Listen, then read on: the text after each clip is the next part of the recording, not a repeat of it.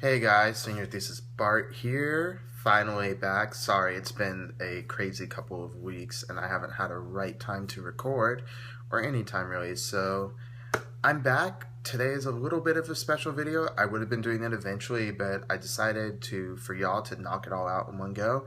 And as you know from the title, this is my Jessica Jones review. By that, I mean this is the whole season of Jessica Jones review. So no recaps, no episode guides, just overall first impressions, what I feel, what rating I'd give it, and should you watch it.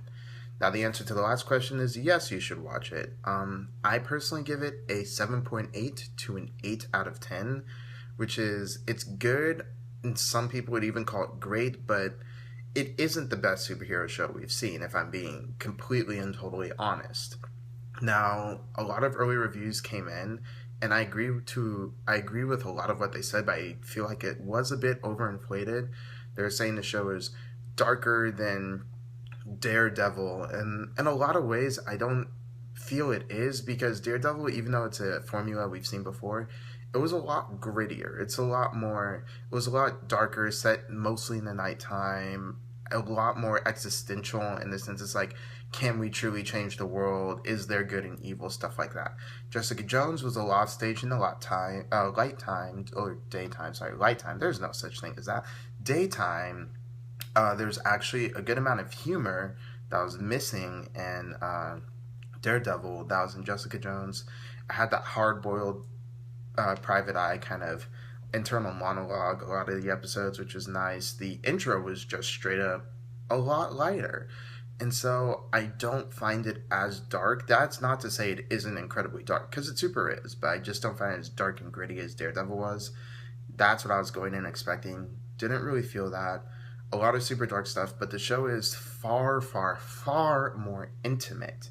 And that's where it gets you. All of the personal problems and the dangers hit people on a very, very personal and intimate level, and that's where the darkness comes in. So I think we're kind of confusing darkness of an existential and morality nature with darkness of a personal and intimate nature, and there's a difference there. All right, past that, the characters are great, the acting's amazing. My two favorite characters are actually, or my favorite character is Malcolm, played by Eka Darville, I believe.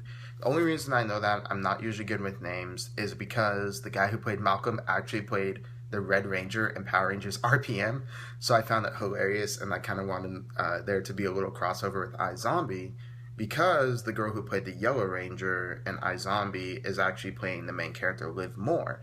So I just found that crossover to be a little bit amusing. Well, it wasn't a crossover, but I'd find it if there was one to be amusing. She also played Tinkerbell in Once Upon a Time. David Tennant, I believe he was one of the doctors of Doctor Who. I've not seen Doctor Who. It's like one of the few geeky shows I can't watch or haven't watched yet. He played possibly one of the scariest villains there's ever been in Marvel Cinematic Universe. He played the Purple Man. I knew some of the Purple Man story going in, but this one was far more. He was a complete monster. Let's just put it point blank. He was a monster, but David Tennant played him in such an amusing way that it's like sometimes you laugh and then you do something horrible and you're like, oh my gosh, you're a monster, and then you say something and you laugh again and you're just like, nah, why am I feeling this way? Why am I smiling when he's telling someone to walk off the building? But he also has this morality because of his powers. I won't go into specifics for that, but if you know the comics, you know it. If you heard anything about the show, you probably know it. But his powers make him a lot. They mess up his morality in a way because he doesn't know any ramifications for what he does. He doesn't know if people are doing things, what reasons people are responding to what his powers give him the ability to do. And so he's very, very weird in that sense. He's also very childlike, and there's a reason for that. But it's interesting. So I say you should watch it.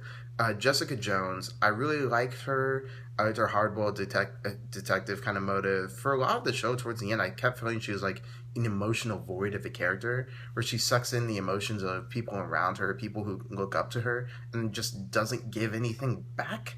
So it's like a black hole in that sense. Except to Luke Cage, he does make an appearance. He does have a major role, but while still being a side character. Or nine. No, he's a major character. Major role and major character.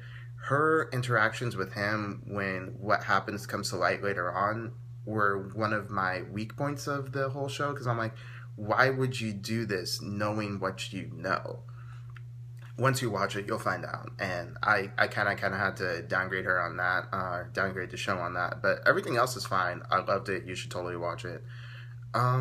The three biggest problems I had were the timeline, the power inconsistency, and there's a third one. I'll remember it eventually. The timeline was a problem. Oh, the action scenes. So the timeline was a problem because I'm assuming this takes place in 2015, post Avengers Age of Ultron, and this is still in New York where Daredevil is running around, and we've already heard rumors of Spider-Man. So to be skeptical about what Kilgrave, aka the Purple Man's powers, can do when you've already seen an alien invasion. They reference the Avengers 3 times in one episode, and I think 2 times in another, or 4 and 3. They reference it a lot in episodes 3 and 4. I made a point of that. When you've seen the Avengers, there's an inhuman pandemic going on because Agents of S.H.I.E.L.D. still happens. You've seen giant robots try and drop a city from a sky, and you have the Daredevil running around in your own city. You have no excuse to not be like, oh, this can't happen. It can't be happening. And so I was like, I can't buy it in universe. Now, if this show came out when it was supposed to in 2010 on ABC, I'm glad it didn't happen on ABC. But if it came out in 2010, it'd be more believable because you'd only have Iron Man and the Hulk running around. So having people on the lowdown with superpowers would be a lot more believable. Now, that's not to say she can't get away with having superpowers in the open here, but it's acceptable for her to have superpowers of her kind, and then other people of more radicals. I don't know. I didn't believe it. So I was very skeptical of that. I'm interested to see where they go. I hope Jessica Jones gets a season 2.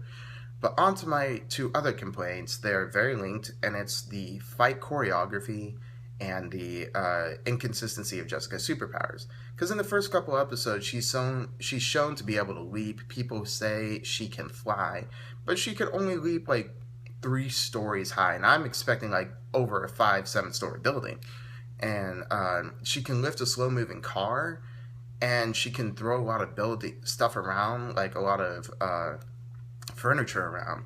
But when she gets in the fight, she struggles. People go only a couple of feet away, except in certain situations where they go into the next wall, they hit the wall and then fall. Or if she'll struggle if someone's coming at her with a knife to force their hands away when she should be able to just push it with one hand, grab them with the other, and throw them over her shoulder, no problem.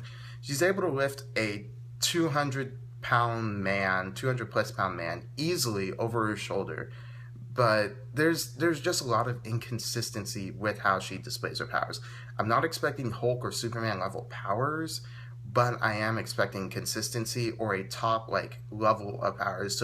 Or at least the sentence saying, yes, we know she's holding back, but we never get that explanation. So I'm left in the dark of where her powers are or how strong she really is. She's not invulnerable, but that's just what I'm wondering. And the third thing is the fight scenes, because this is 2015, Bob Saget. We've come a long way since Smallville, and I expect good fight scenes in my superhero shows. Doesn't matter if they're not focused on action. That's just what I feel like we deserve and we should get. And I didn't really feel that from Jessica Jones. Mind you, this is me comparing it to Daredevil's fight scenes and coming off The Flash, which has had amazing episodes in season 2 so far, and Arrow just had some of the best fight choreography it's ever had. So I'm coming off a superhero choreography fight scene high, and I understand they're trying to keep it realistic, but even then it just looked boring, plain. And if she's super strong, I expect people to go out in one punch, or at least make it more of a fight for her. I'm not expecting super fight choreography, but I'm just expecting maybe something more than what they delivered. Maybe what they delivered is real and I'm just expecting a fantasy because, hey, this is all fantasy. Maybe they lacked the choreography and I'm right to complain. I don't know. This is just one dude complaining about one aspect, or 3 if you're going to add them all up. Anyways, Jessica Jones is a great show, 7.8 to 8 out of 10, which means you should check it out, form your own opinions. So like, comment, subscribe, get back to me, and Senior Thesis Bart signing off.